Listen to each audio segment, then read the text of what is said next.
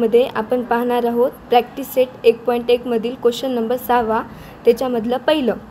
If ABC and length of ABC is equal to 11 and length of BC is equal to 6.5. तर आपल्याला AB ची length काढायची.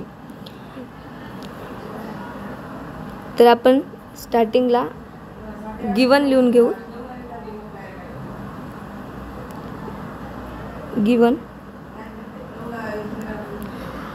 आपल्याला AC ची length दिलेली आहे 11 आणि BC ची दिलेली आहे 6.5 आणि आपल्याला फाइंड करायची AB ची लेंथ. तर सोल्यूशन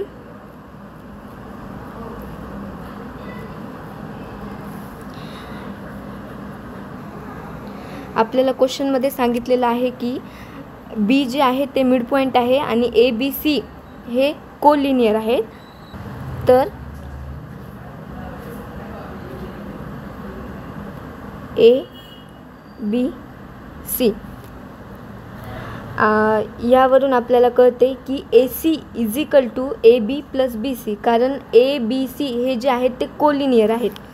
म्हणून length of AC is equal to length of AB plus length of BC. याचं कारण लिहायचं की A-B-C आपल्याला ABC याचा अर्थ असते की ABC आणि हे जे आहेत ते कोलिनियर पॉईंट आहेत. तर आपण AB चं डिस्टन्स काढून घेऊ. आपल्याला गिवनमध्ये दिलेलं आहे की AC जे आहे ते 11 आहे आणि AB आपल्याला फाइंड करायचे आणि BC 6.5 दिलेला आहे. तर हे प्लस जे आहे 6.5 प्लसमध्ये आहे, तर इकडे येऊन हे मायनसमध्ये जाते आणि AB जशास तसं.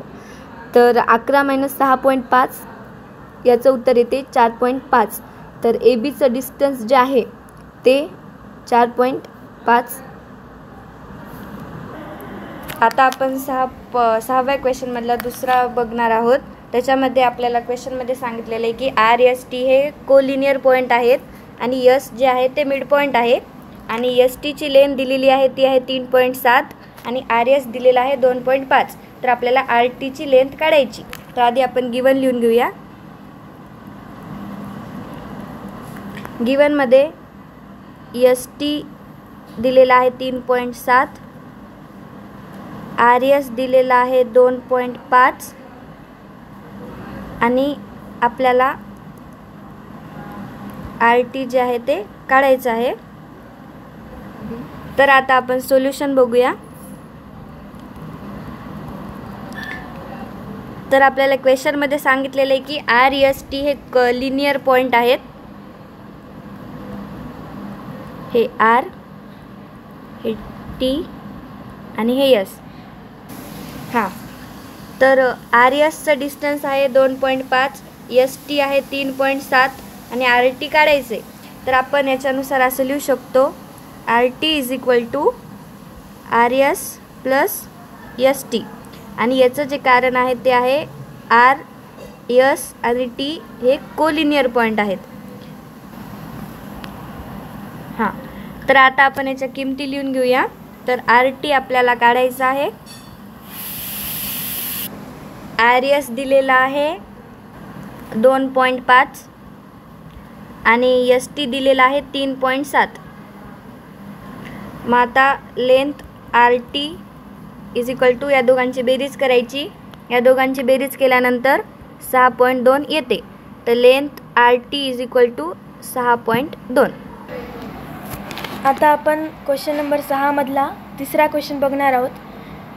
क्वेश्चन मध्ये सांगितलं आहे इफ XYZ म्हणजे X-Y-Z याचा अर्थ असा असते की XYZ हे कोलिनियर पॉईंट्स आहेत आणि Y मिड पॉईंट आहे याच्यापैकी. आणि लेंथ XZ म्हणजेच एक्स आणि एक्स पासून झेड पर्यंतचं अंतर 3 √7 आहे. X Y under square root 7 then length Y Z is equal to question mark. म्हणजे वाय पासून झेड पर्यंतचं अंतर आपल्याला काढायचं आहे. तर आधी गिवन लिहून घेऊया.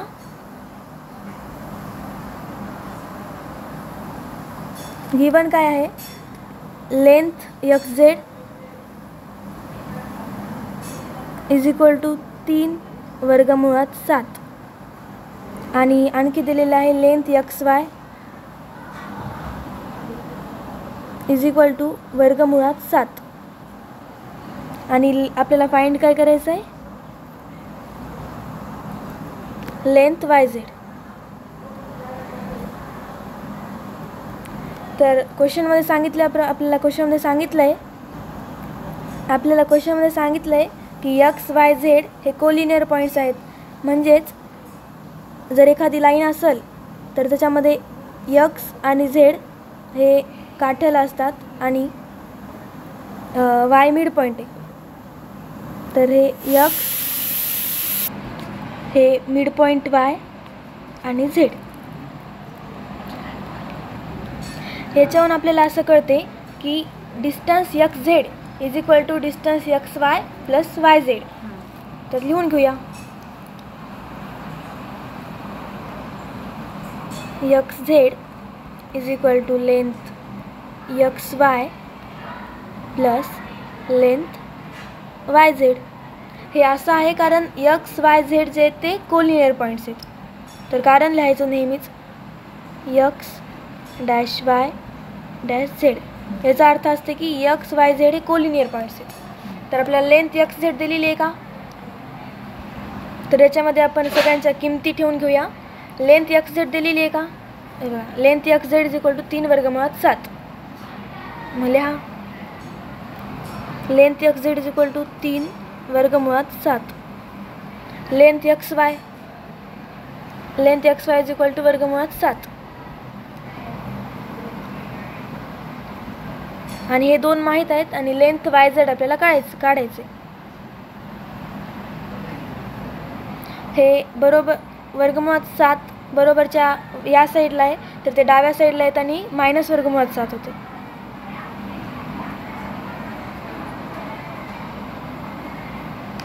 Is equal to length Y Z. 3 वर्गमुळात 7 मधून वर्गमुळात 7 मायनस केल्यावर उत्तर येते 2 वर्गमुळात 7. तर लेंथ वाय झेड 2 वर्गमुळात 7 आहे.